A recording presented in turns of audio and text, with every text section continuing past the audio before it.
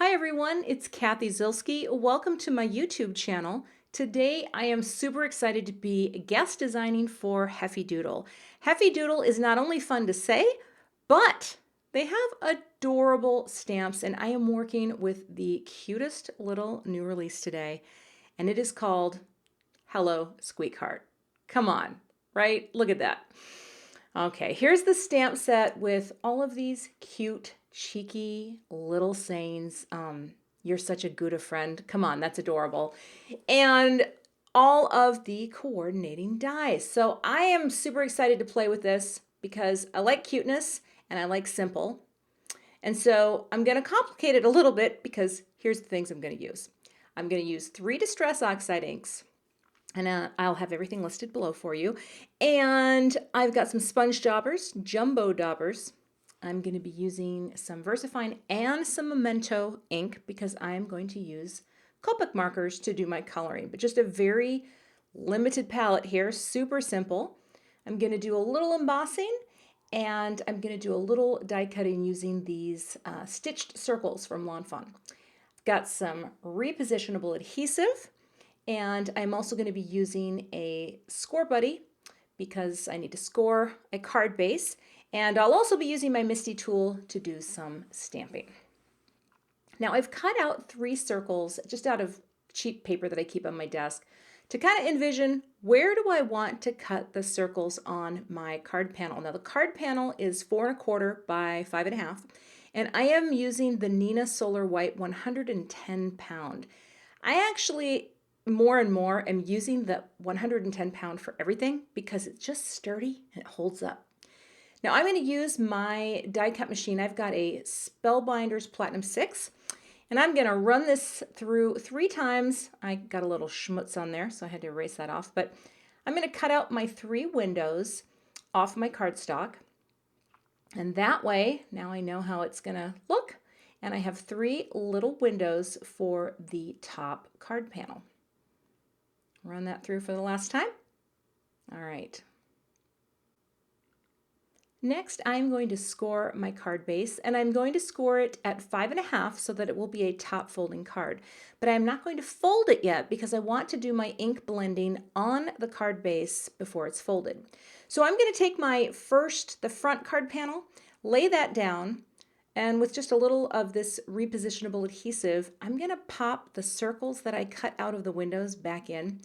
Now, if you're a super experienced card maker, you probably can skip this step, but for me, I wanted to lift the card panel off so that I could see those circles on my card base just to know exactly where to put my ink. I didn't want to overlap anything. I didn't want anything to get in another window. And like I said, experienced card makers might nod and say, yes, young card maker, you shall too learn. But bear with me, it just gave me a template. So I just drew my circles and then took those little extra circles off and rubbed off the adhesive.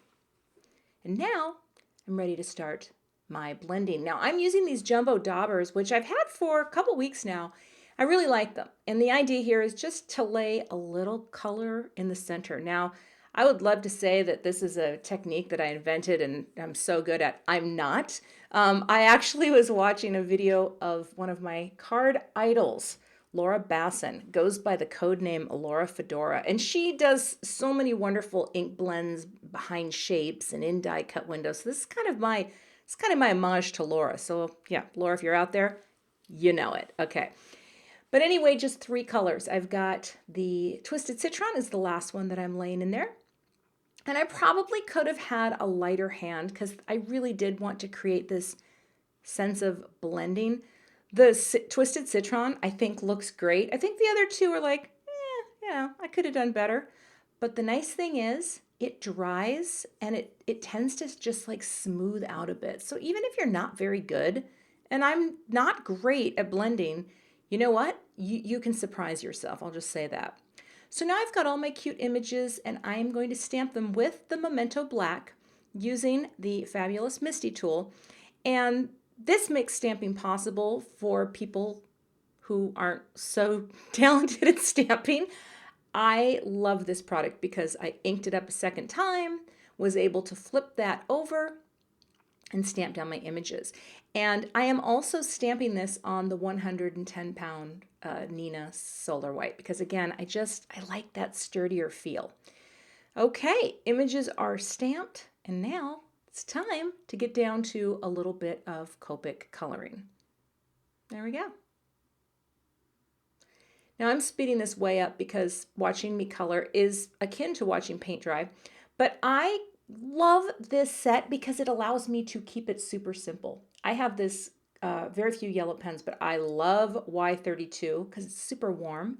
And instead of going in with different colors and shading, I just laid another layer down. So it kind of creates a little shading. You can kind of see that. And then of course, had to color the small cheese because we can't have, can't have cheeses that don't match. But I just think this yellow is a great color. And again, one color and you can affect some shades. You can make it look like there's some depth there. And the other thing I love are the warm grays.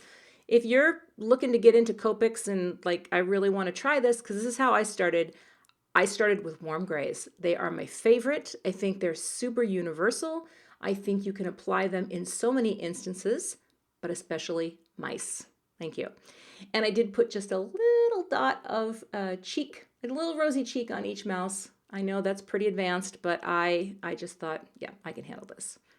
All right, just simple coloring, people. You don't have to be a Copic master. And once everything is ready, this is where I hold my breath and hope that I get it all lined up right before I run it through my die cutting machine, and voila, they came through beautifully. So cute. Now I'm going to stamp my sentiment on the card panel, and I've just lined up Hello Sqeakheart. And again, the MISTI's so great for this because it just lets me get a nice impression. And I'm going to use VersaFine because it's really inky and black, and it will also hold on to the embossing powder that I am going to put on to the card panel. Because I just want to have a little bit of clear embossing powder. I'm going to sprinkle this on and dust it off because it just gives it, when you heat set it, it gives it this nice little lift and dimension and shine, and it really intensifies the black. And this is one of my favorite things to do that I've really only recently learned to do because it really makes that sentiment pop. Now I have added a truckload of adhesive to the back because I'm going to pop this up on the panel. So I'm going to use my little pen blade and just peel these off. Not going to make you watch that because that's another thing that, yeah. But one thing that I do is I use my MISTI to line up card panels on bases. I'm just not that good at it. So I take out my little MISTI insert pad. It's a little mouse pad. Push that card over to the left and all the way down because there's nothing. And then what I'm going to do is just press this against the left side of the MISTI and the bottom to line it up perfectly. There's just been so many times where I've tried to line things up after doing a lot of work and I misalign it. And let me tell you, it's real hard to pull off all of that foam adhesive. Don't try it. Don't try that at home, kids. All right. Now, the cheese. So when you cut these dies out, it gives a little place that you can slide in the mouse. It like cuts a hole in the cheese. How cute is that? I just thought him peeking out of the cheese, which is why I didn't do a third tail, because I thought, yeah, his tail's, you're not going to see his tail. But now I've kind of popped him in with a little foam adhesive and a little extra adhesive just to kind of give a little lift out of the windows. And I'm putting a little bit of the foam squares on everything. And the foam squares that I'm using are the thin foam squares. I think it's scrapbook adhesives. I love the thin. And here I'm going to add a tail. Now here's the funny thing. Using the matte medium, which is a great adhesive, I don't know why, but I thought the tail should go on the front. And I actually changed it. After I finished the card, I'm like, yeah, I'm going to put the tail behind him because it just looked weird. But you know what they say? Live and learn with mice tails. Now here's the other cute thing. The dies also cut little hands that can hold things. So your mouse, the little hands pop out and you can have him holding some cheese. Seriously, what? That is insane. That is so cute. He's just holding his cheese.